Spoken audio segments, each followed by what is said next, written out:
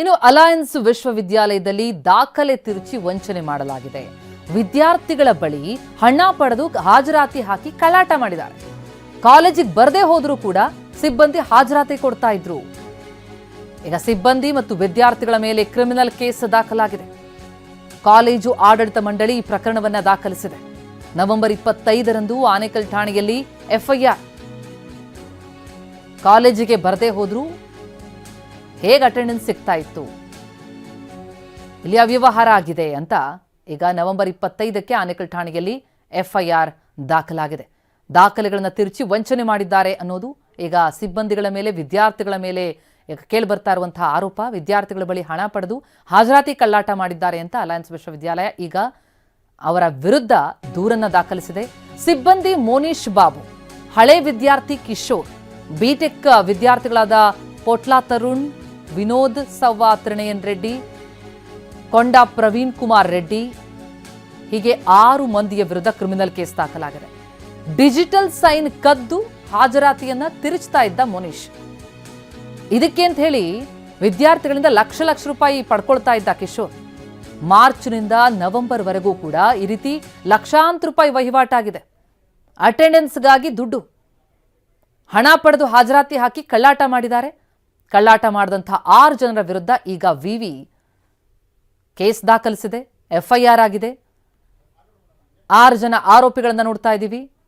ತ್ರಿನಯನ್ ರೆಡ್ಡಿ, ಪ್ರವೀಣ್ ಕೊಂಡಾಯ ರೆಡ್ಡಿ, ಹಾಗೆ ಸಿಬ್ಬಂದಿಗಳಾದಂತಹ ಮೋನೀಶ್ ಬಾಬು ಮತ್ತು ಹಳೆ ವಿದ್ಯಾರ್ಥಿ ಕಿಶೋರ್, ಬಿಟೆಕ್ ವಿದ್ಯಾರ್ಥಿಗಳಾದಂತಹ ತರುಣ್ ಮೇಲೂ ಕೂಡ ಈಗ ಆರೋಪ. ಹೀಗಾಗಿ ತಮ್ಮ ಸಿಬ್ಬಂದಿ ಮತ್ತು ವಿದ್ಯಾರ್ಥಿಗಳ ವಿರುದ್ಧವೇ ಅಲಯನ್ಸ್ ವಿವಿ ಈಗ ದೂರನ್ನ ದಾಖಲಿಸಿದೆ. ಕ್ರಿಮಿನಲ್ ಕೇಸ್ ಇದು.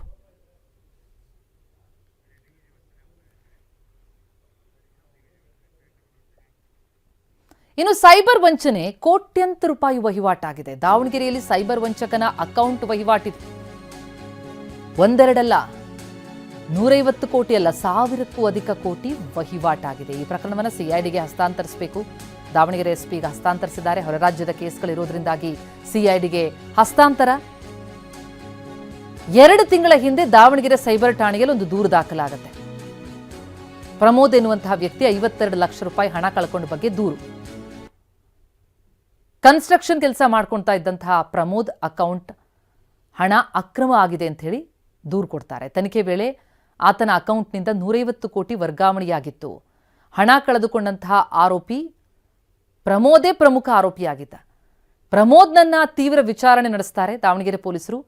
ಆತನ ಅಕೌಂಟ್ಗೆ ಬಂದದ್ದು ಅನಾಮಧೇಯರ ಹಣ ಅನ್ನೋದು ಪತ್ತೆಯಾಗುತ್ತೆ. ಹಾಸನದ ಅರ್ಫಾತ್ ಮತ್ತು ಗುಜರಾತ್ನ ಸಂಜಯ್ನನ್ನ ಖಾಕಿ ಪಡೆ ಬಂಧಿಸುತ್ತೆ.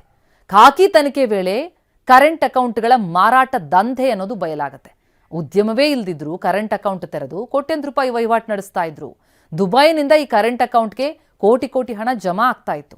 Online game, gambling, fake trading ಸೇರಿದಂತೆ ವಿವಿಧ ರೀತಿಯ ಅಕ್ರಮಗಳ ಹಣ ಜಮಾ ಆಗ್ತಿತ್ತು. ತನ್ನ ಕರೆಂಟ್ ಅಕೌಂಟ್ ಖಾತೆಯನ್ನ ಈ ಪ್ರಮೋದ್ ಮಾರಾಟ ಮಾಡಿದ್ದ. ಜಮಾ ಆದ ಹಣಕ್ಕೆ ಕಮಿಷನ್ ಕೊಟ್ಟಿಲ್ಲ ಅಂತ ಹೇಳಿ ದೂರು ಕೊಟ್ಟಿದ್ದ.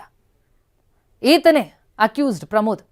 ಅಕೌಂಟ್ನಲ್ಲಿದ್ದಂತಹ ಹಣ ವಂಚಕರು ಕದ್ದಿದ್ದಾರೆ ಅಂತ ಪ್ರಮೋದ್ ದೂರು ಕೊಡ್ತಾನೆ. ಆದರೆ ಆತನನ್ನು ವಿಚಾರಣೆ ನಡೆಸಿದಾಗ ಈ ಅಕೌಂಟ್ಗೆ ಬಂದಂತಹ ದುಡ್ಡೇ ಅಕ್ರಮದ್ದು ಅನ್ನೋದು ಪತ್ತೆಯಾಗತ್ತೆ.